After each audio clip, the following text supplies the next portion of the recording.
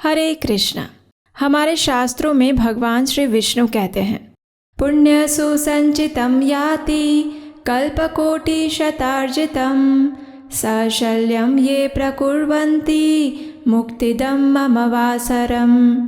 अर्थात जो व्यक्ति मुक्तिदायक मेरे दिवस एकादशी तिथि पर उपवास करता है, परंतु यदि वह दशमी के साथ सम्मिलित हो तो उसके पूर्व काल के 100 चक्रों में अर्जित पुण्य नष्ट हो जाते हैं। इसलिए कहते हैं कि जितना महत्वपूर्ण एकादशी व्रत करना है, उतना ही महत्वपूर्ण है कि उसे योग्य समय और तिथि के दिन ही करना, अन्यथा आप उसके वास्तविक लाभ से वंचित रह सकते हैं। और इस बार की अपरा एकादशी भी ऐसे ही विशेष है, क्योंकि इस बार की एकादशी भी दशमी से सम्मिलित है और इसीलिए उसका पालन भी हम कर रहे हैं द्वादशी पर। और इसका कारण यही है कि भविष्य पुराण और गरुड़ पुराण जैसे हमारे अनेक वैदिक शास्त्रों में इस बात की पुष्टि की गई है कि जब एकादशी तिथि दशमी से सम्मिलित हो तो उस व्रत का पालन हमें एकादशी के दिन नहीं अपितु द्वादशी के दिन ही करना चाहिए। इस नियम अनुसार इस बार अपरा एकादशी का पालन हम कर रहे हैं 3 जून 2024 सोमवार के दिन।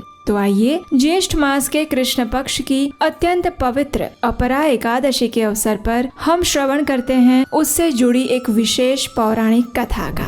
नदी के किनारे बसा हुआ एक सुंदर और समृद्ध राज्य आज किसी अनहोनी घटना को देखने वाला था। ऐसा लग रहा था मानो हरियाली और खुशहाली का साम्राज्य समाप्त हो रहा था। सभी घरों में दीपक बुझ चुके थे और घर वाले निद्रा देवी के अधीन हो चुके थे। धर्म की ध्वजा लहराने वाले राज्य में आज अधर्म का आचरण होने वाला था। वैसे तो ये अमावस्या से पहले 14वीं की अंधेरी रात थी और हालांकि कुछ प्रहर बाद सूरज निकलने ही वाला था, लेकिन शायद नगर वासियों के भाग्य का सूरज हमेशा के लिए डूबने वाला था। और क्यों न होता, आखिर उनके महान, पराक्रमी, उदार, धर्मात्मा और सशक्त राजा के जीवन पर मृत्यु के बादल जो मंडरा रहे थे। राजा महिध्वज के आदर्श राज्य में ना तो कभी धर्म की हानि हुई और ना ही किसी निर्दोष की हत्या, ना कोई अपराधी बिना दंड के छूटा और ना ही निर्दोष को सजा हुई। लेकिन कहते हैं ना, जिसे बाहर वाले पराजित नहीं कर सकते उसे घर वाले ही मार देते हैं। ऐसा ही तो हुआ था पांडवों के साथ, जब उनके स्वयं के चचेरे भाइयों ने उन्हें अपना अधिकार देने से इनकार कर दिया था। और ऐसा ही कुछ होने वाला था राजा महिध्वज के साथ। और इस कथा में मुख्य खलनायक का किरदार निभा रहे थे उनके अपने छोटे भाई वज्रध्वज, जो कि अपने बड़े भाई के कीर्ति पताका की चमक को सह न पाने के कारण राजा महिध्वज के शत्रु बन बैठे थे। और इसका परिणाम ये आया कि वज्रध्वज ने एक अत्यंत क्रूर निर्णय लिया। उसके कानों में राजा महिध्वज की लोकप्रियता के शब्द गूंज रहे थे और वो उसे शांति से सोने नहीं दे रहे थे। ईर्ष्या और द्वेष उस पर पूर्ण रूप से हावी हो चुके थे। आखिरकार वो उठा उस अंधेरी रात में अंधकार से भी ज्यादा काला कृत्य करने के लिए। उसके कदम राजा महिध्वज के कक्ष की ओर बढ़ रहे थे। ना तो उसे किसी सिपाही ने रोका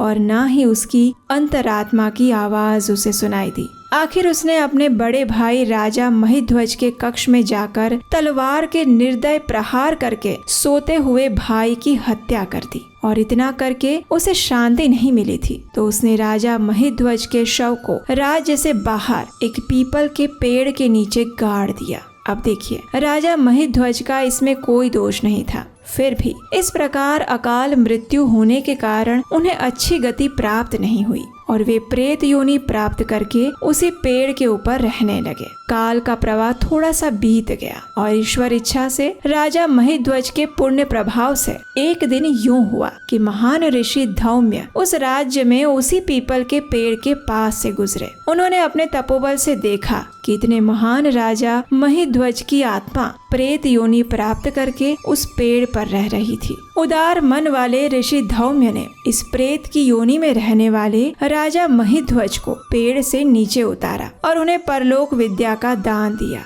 अब देखिए, सत्पुरुषों की उदारता की कोई सीमा नहीं होती। उनकी करुणा का सागर सबके लिए एक समान रूप से बहता है। तो बस ऋषि धौम्य ने भी राजा को इस प्रेत योनि से मुक्ति प्रदान करने के लिए अपरा एकादशी का अनुष्ठान किया। इस व्रत के पालन से उन्हें जो पुण्य फल प्राप्त हुआ उसे उन्होंने राजा महिध्वज को प्रदान कर दिया और उसी पुण्य फल के परिणाम स्वरूप राजा महिध्वज को प्रेत योनि से मुक्ति प्राप्त हुई। उन्होंने कृतज्ञता व्यक्त करते हुए ऋषि को प्रणाम किया और आध्यात्मिक लोक की ओर गमन कर लिया।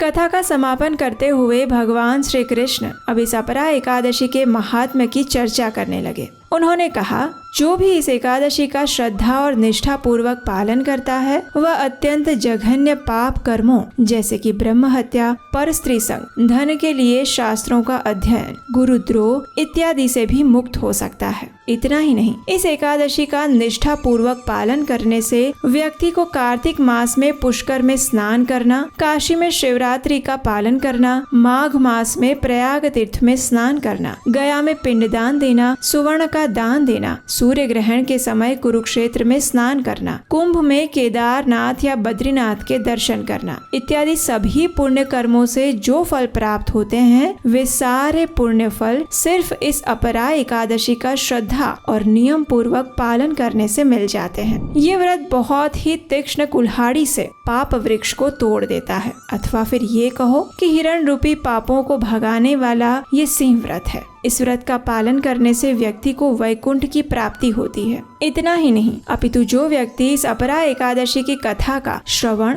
या पठन भी करता है वो भी सभी पापों से मुक्त हो जाता है। तो इसलिए आज इस कथा का श्रवण करके आपको तो अनंत पुण्य फल की प्राप्ति हो चुकी है। अब आप इसे अपने मित्रों और परिवारजनों तक भी पहुंचाइए, जिससे उनका भी इस एकादशी कथा का श्रवण करके उद्धार हो सके। इस कथा के विषय में ये भी कहा गया है कि इस कथा को एकादशी व्रत पालन के दिन पूर्ण स्वरूप में अवश्य सुनना चाहिए। जो भी व्यक्ति एकादशी का व्रत पालन करता है उसे व्रत धारण करके उपवास के साथ एक आसन पर बैठकर इस कथा का श्रवण अथवा पठन अवश्य करना चाहिए। चलिए अब बात करते हैं एकादशी के दिन हमारा मुख्य कर्तव्य क्या होना चाहिए। एकादशी तिथि का जब प्रादुर्भाव हुआ तब भगवान नारायण ने उसे ये वरदान दिया था कि जो भी व्यक्ति इस व्रत का श्रद्धा और नियम पूर्वक पालन करेगा उसके समस्त पूर्व पाप कर्मों का नाश हो जाएगा, उसे सर्वोच्च आध्यात्मिक फल मिलेगा और यहाँ तक कि उसे भगवान के वैकुंठ धाम की भी प्राप्ति होगी। लेकिन यहाँ पर हमें एक बात समझनी चाहिए कि श्रद्धा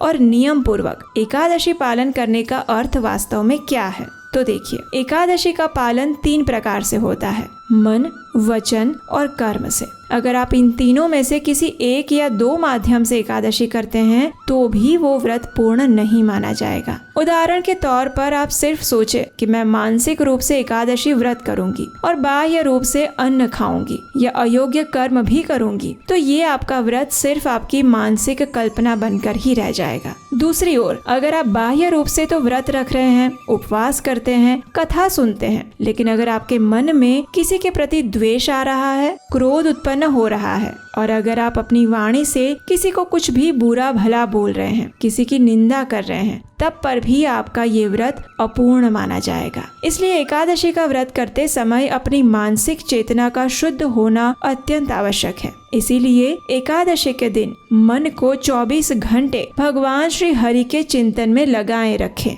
वचन को उनका हरिनाम जप करने में और कीर्तन करने में लगाएं और कर्म के द्वारा एकादशी का उपवास करें। हरे कृष्ण महामंत्र की माला का जप करें, तुलसी पूजन और भगवान की सेवा करें और इस प्रकार आप मन, वचन और कर्म से एकादशी व्रत का पालन कर सकते हैं। एकादशी का व्रत करना और करवाना ये प्रत्येक सनातन धर्म का पालन करने वाले व्यक्ति का कर्तव्य है और इसलिए हम अपने इस चैनल के माध्यम से ये छोटा सा प्रयास कर रहे हैं, जहां हम मात्र अपने वैदिक ग्रंथों और शास्त्रों से प्रमाणभूत जानकारी आपके लिए लेकर आते हैं और वो भी बिना किसी मिलावट के। अगर आपको हमारा ये प्रयास सराहनीय लगता है तो इस कार्य को आगे बढ़ाने में आप हमारी सहायता कर सकते हैं। स्क्रीन पर दिए गए नंबर पर अपना आर्थिक योगदान भेजकर आपके द्वारा प्राप्त हो रहे सहयोग से हमारी टीम का उत्साह तो बढ़ता ही है, लेकिन सनातन शिक्षा को संपूर्ण विश्व में फैलाने का पुण्य फल भी आप अपने आप ही अर्जित कर लेते हैं। आपके द्वारा हमारे लिए की जा रही प्रार्थना और इस चैनल को सब्सक्राइब करना, ये भी हमारे लिए बहुत बड़ा मोटिवेशन बन जाता है। तो आइए साथ मिलकर हमारी गौरवपूर्ण वैदिक संस्कृति का प्रचार और पुनरुत्थान करते हैं, सिर्फ शास्त्रोक्त प्रमाणभूत ज्ञान के माध्यम से।